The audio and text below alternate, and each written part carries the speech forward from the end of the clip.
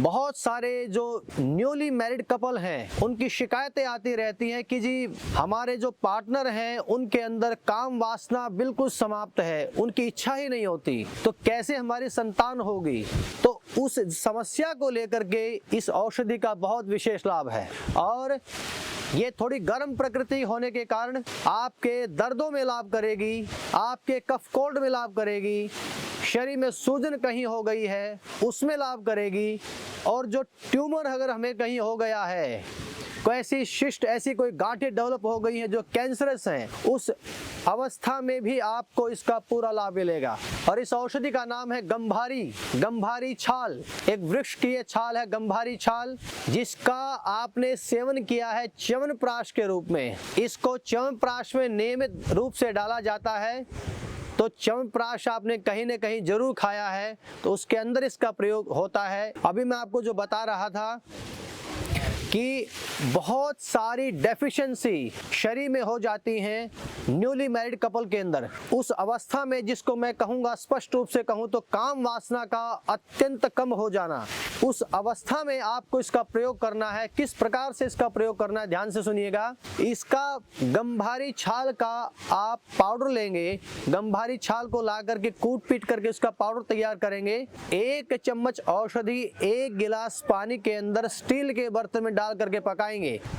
जब उसका उबलते उबलते आधा बच जाएगा, उसको छान लेंगे और वो जब हल्का गर्म रहेगा तो उसका आपको प्रयोग करना है आधा चम्मच शहद या देशी खांड के रूप में।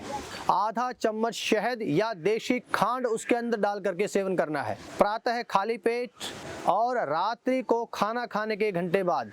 दिन में 2 बार इसका आपको सेवन करना है। और शुद्ध देशी गाय का दूध आप रात्रि को नियमित सेवन करें, जिनको ये समस्या मैं बता रहा था, जिनको ये समस्या अगर है, और नियमित योगाभ्यास करें।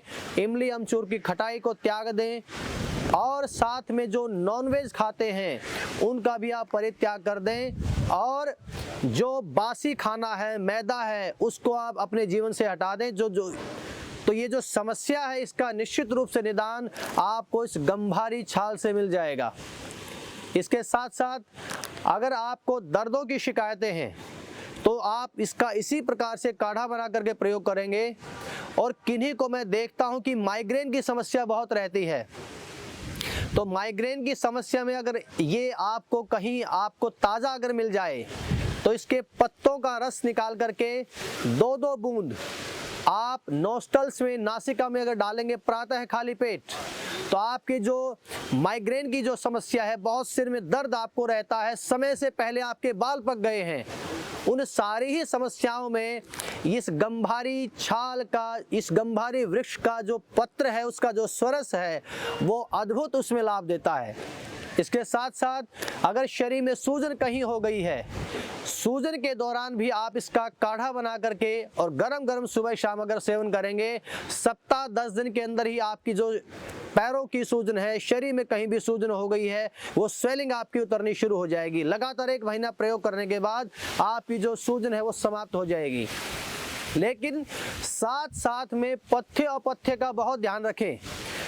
अपथ्य के रूप में आपको चावल है, खट्टी चीज़ें हैं, बहुत तली हुई चीज़ें हैं, इनको छोड़ देना है। बहुत जो बासी खाना है उसको छोड़ देना है। गोभी है, भिंडी है, मटर है, इसका परित्याग कर देना है, तो ही आपको इन सब औषधियों का जो लाभ है वो मिल पाएगा।